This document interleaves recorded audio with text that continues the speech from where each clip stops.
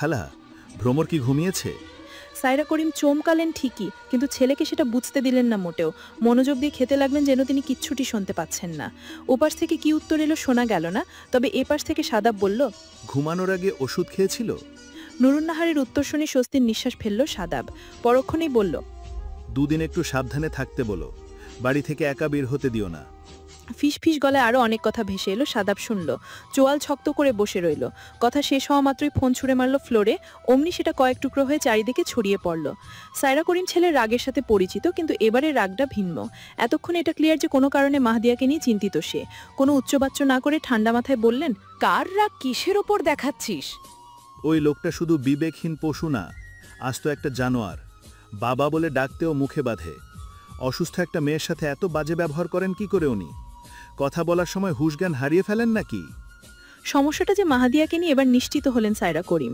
সাদাবের কথার উত্তর দেওয়ার আগে নিজের ফোন থেকে নুরুন্নাহারকে কল করলেন। রিসিভ হওয়ার পর অনেক কথা শুনলেন। দুর্ঘটনা থেকে শুরু করে খাবার টেবিলে কথা কাটাকাটি, মাহাদিয়ার রাগ, ব্যাগ গুছিয়ে একা বেরিয়ে যাওয়ার সিদ্ধান্ত, সব শুনে তিনি বলার মতো ভাষা হারিয়ে ফেললেন। বোবা হয়ে বসে রইলেন। 15 বছর আগে সেই নরক যন্ত্রণা চোখের সামনে উপলব্ধি করলেন। বুক ফাটা আর্তনাদ বুকে আটকে ফোন রেখে সন্দিহান চোখে ছেলের দিকে তাকালেন। বললেন, দিয়ার অ্যাক্সিডেন্ট হয়েছে সেটা তুই কি করে জানলি? নাহারের আগে থেকে তোকে কল করেছিল? রাগে ফুঁসছে সাদাব। ইচ্ছে করছে এখনই ওই জাহান্নাম থেকে মাহদিয়াকে টেনে নিয়ে আসুক, কিন্তু কিছু একটা তাকে আটকে দিচ্ছে। এগোতে গিয়েও পিছিয়ে আসছে। মাথার ভেতর অসংখ্য দুশ্চিন্তে এসে ভিড় জমাচ্ছে। চোখের সামনে ভাসছে শিহাবের শৈশব স্মৃতি। ও যে মেন্টালি সিক, এখনও অনেক কিছু সহ্য করতে পারে না। অনেক সত্য গ্রহণ করা মানে অসুস্থ মস্তিষ্কে ধাক্কা লাগা, সেটা মনে হলেই হাত পা গুটিয়ে আসে তার। এগোনো সব পথ বন্ধ হয়ে যায়। তার সামান্য ভুল সিদ্ধান্ত যদি শিহাবের উপর প্রভাব ফেলে, শিহাব যদি পুরোপুরি ডিপ্রেশনে চলে যায়, মানসিক যে সমস্যাগুলো দেখা দিয়েছিল সেসব যদি পুনরায় ঝেঁকে বসে, তাহলে প্রাণের ভাইকে সে চিরদিনের জন্য হারিয়ে ফেলবে। নরক থেকে মাও সেদিনে সেই ছোট্ট প্রাণকে বাঁচাতে একাকী সংগ্রামী জীবন বেছে নিয়েছিল। আজ আবার সেই নরক যন্ত্রণার দিকে কি করে ভাইকে ঠেলে দিবে? অসম্ভব। কিন্তু জেনে বুঝে মাহদিয়াকেই বা কিভাবে থামাবে? কিভাবে সব সত্যি তাকে খুলে বলে সমাধানের উপায় খুঁজে বের করবে?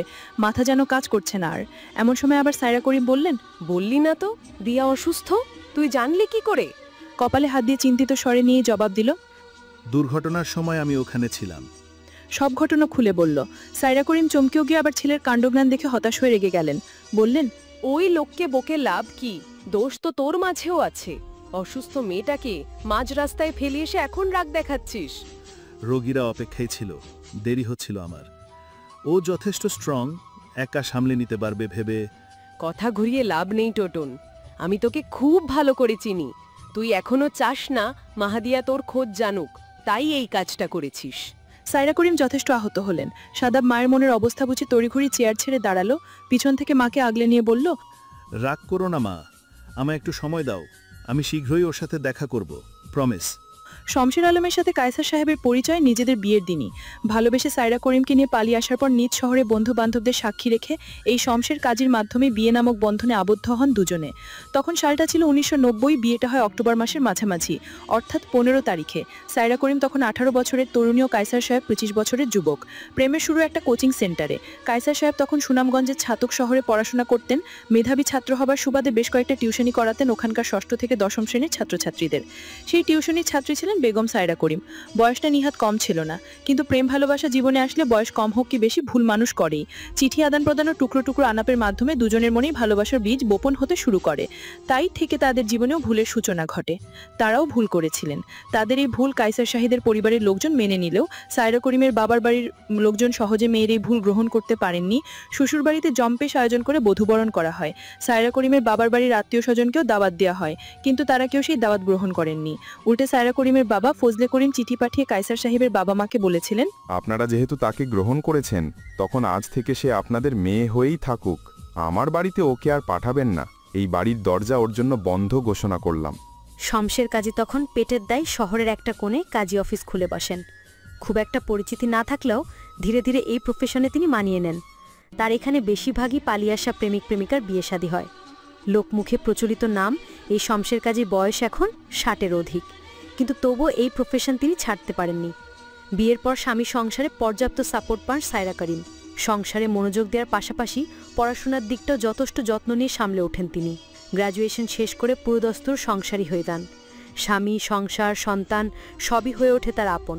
দুটো মানুষ শক্ত হাতে যে সম্পর্ককে পর্যাপ্ত যত্ন, ভালোবাসা, ভরসা, বিশ্বাস দিয়ে আগলে রেখেছিলেন, সেই সম্পর্কে কেন এমন দুর্দিন নেমে এলো আজও তা ভেবে পান না হায়দার সাহেব। শমশের কাজীর সামনে বসে ভাই ভাবি সম্পর্কে শুরু থেকে শেষ অবধি ভেবে যাচ্ছিলেন তিনি। মাহাদিয়া পাশের চেয়ারে বসে কাজী সাহেবের সাথে প্রাথমিক আলাপ শেষ করেছে। তিনি মাহাদিয়াকে প্রথমে না চিনতেন হলেও হায়দার সাহেবের কথা শুনে স্মৃতির পাতা ঘেটে খুঁজে বের করেছেন ছোট্ট মাহাদিয়া ও সাদাবের বিয়ের সময়টুকু।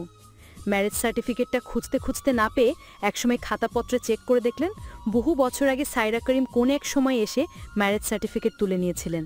এত বছর পর এসবের খোঁজ করতে এসে হায়দার সাহেব যারপরনায় অবাক হলেন, হতাশও হলেন। সাইরা করিম এখানে এসে ম্যারেজ সার্টিফিকেট তুলে নিয়েছেন, অথচ বাড়িতে যাননি। কতটা মনোকষ্ট নিয়ে দিন কাটাচ্ছেন কে জানে। বিশ্বস্ত মানুষগুলো বিশ্বাস ভেঙে দিলে মানুষ মৃতপ্রায় হয়ে যায়। তার অবস্থা হয়তো সেরকমই। দুটো মানুষকে অসহায় মুখে বসে থাকতে দেখে শামসের কাজী হায়দার সাহেবকে বললেন, আমি সেদিন ভেবেছি তিনি আপনাদের হুই সার্টিফিকেট নিতে এসেছেন, তাই আর এত কথা জিজ্ঞেস করিনি। বাড়ির কারো কথা জানতেও চাইনি। অনেকক্ষণ নীরব থেকে মুখ খুলল মাহাদিয়া, বলল, আন্টি কি সেদিন একা এসেছিলেন? সঙ্গে কেউ আসেনি? একাই ছিলেন উনি? ফোন নম্বর, ঠিকানা কোনো কিছু রেখে যাননি? ওসব কি আমার রাখার কথা মা? আমি তো কায়সারের নম্বর জানি, আর কারো নম্বর রাখার প্রয়োজন মনে করিনি। ব্যাপারটা স্বাভাবিক। যার সাথে পরিচয়ে আলাপ মানুষ তারই নম্বর রাখবে। তিনি তো আর জানতেন না সায়রা করিম সংসারে ভাঙনের পর ম্যারেজ সার্টিফিকেট নিতে কাজী অফিস উপস্থিত হবেন। এখন আর এসব ঘেটে লাভ নেই। মাহাদিয়ার সিদ্ধান্ত শুনতে বলতেন, এখন তুমি কি চাইছো? সার্টিফিকেট দিয়ে কি করবে? সেই সময় বিএনএ তখন কোনো প্রভাব মনে না পড়লেও জীবন এগোনোর সাথে সাথে মাহাদিয়ার সেই ছোট্ট সিগনেচার ও একটা শব্দকে ঘিরে ওঠা সম্পর্কে মূল্য বুঝতে মরিয়া হয়ে উঠেছিল। কত চেনা পরিচিত ইমাম, শিক্ষিত মানুষ ও কত উচ্চ ডিগ্রিধারী ব্যক্তিবর্গের কাছ থেকে এই সম্পর্ক জানার চেষ্টা করেছে। বিয়েটা বৈধ, শরীয়ত সম্মত হলো কিনা সেই নিয়ে মনের ভেতর দ্বিধাদ্বন্দ্বের দেয়াল তৈরি হয়েছিল। সে দেয়ালটা এখনও ভেঙে ফেলতে পারেনি। উল্টে অতীত স্মৃতি মনে পড়লে মন বলে ওঠে, ভুল সব ভুল। তবে একটা দিক সে কখনই অস্বীকার করার চেষ্টা করেনি। যতবার সে অন্য পুরুষ অথবা মানুষের সামনে নিজেকে এনগেজড করে দাবি করেছে, ততবারই মন হালকা হয়ে গেছে। সম্পর্কটাকে বোঝা কিংবা ভুল মনে না হলেও এটা সে বুঝতে পারে, নিজেকে এনগেজ দাবি করতে পারলে কোথায় থেকে যেন সম্পর্কের প্রতি শ্রদ্ধা জেগে ওঠে। তখন মনে হয় ভুল হলেও ওই সম্পর্কে একটা টান আছে। এই টানটাই সে শত চাইলেও অস্বীকার করতে পারে না। সম্পর্ক নিয়ে সিদ্ধান্ত সে তখনই নিবে যখন সাদাবকে সে খুঁজে পাবে। এই মুহূর্তে এসব দিকে টান করার আগ্রহ নেই। তাই কিছুটা উসখুস মেজাজে কাজী সাহেবকে বলল, বিয়েটা তো আপনি পড়িয়েছিলেন, ওই বিয়েটা কি বৈধ হয়েছিল? আমরা দুজনেই কিন্তু অবুঝ ছিলাম তখন। যদি এর থেকে মুক্তি নিতে চাই সেটা কি সম্ভব হবে? কাজী সাহেব হাসলেন। সেদিন তিনি এই বিষয় নিয়ে কায়সার সাহেবের সাথেও আলোচনা করেছিলেন। কায়সার সাহেব তাকে নিশ্চিত করেছিলেন দুজনকে কাউকেই সংসার বিষয়ক বাড়তি চাপ, শারীরিক মানসিক কোনো অতিরিক্ত দায় দাবি ঢেলে দেয়া হবে না। কেবল দুটো মানুষকে যেন পুনরায় এক করতে পারেন সেই কারণে অল্প বয়সকে তুচ্ছ করে বিয়ে দেওয়ার সিদ্ধান্ত নেওয়া হয়েছে। এর ভিত্তিতে অবুঝ দুটো মানুষকে একই সুতে বেঁধে দেওয়ার দায়িত্ব কাঁধে নেন তিনি। মাহাদিয়া যে এখনও এই সম্পর্ক নিয়ে মনে সংশয় জমিয়ে রেখেছে সেটাই তাকে বিস্মিত করল। তিনি তাকে স্পষ্টভাবে বুঝিয়ে দিতে বললেন, বিয়ের দিন কেউ তোমাকে জোর করেছিল? স্মৃতির পাতায় সেই সব দিনকে খুঁজে পাওয়ার চেষ্টা করল মাহাদিয়া। প্রথমে বিয়েতে সে রাজি ছিল না। পরবর্তীতে শায়লা সুলতানা ও কায়সার সাহেব তাকে বুঝান। শুধু ওই বাড়ির একজন মানুষ হিসেবে তাকে গ্রহণ করে নিতেই বিয়ের আয়োজন করেছেন। সে প্রথমে ভেবেছিল হয়তো ওই বিয়ের মাধ্যমে তাকে বাংলাদেশে আটকে রাখবেন সবাই, তার মা চলে যাবেন ইতালি। অবুঝ মনে ভয় আতঙ্ক ঝেঁকে বসেছিল। সেই কারণে সে বিয়ে তো রাজি হতে চায়নি। কিন্তু তিনজন মানুষের অনুরোধ বোঝানোর ফলে সে আর কোনো আপত্তি দেখাতে পারেনি। ওইটুকু মন বিয়ে, সংসার এসব কি বুঝেনি, মাথাও ঘামায়নি। সম্পর্ক জোড়া না লাগলে যে বিচ্ছেদ টানতে হয় এও বুঝতো না।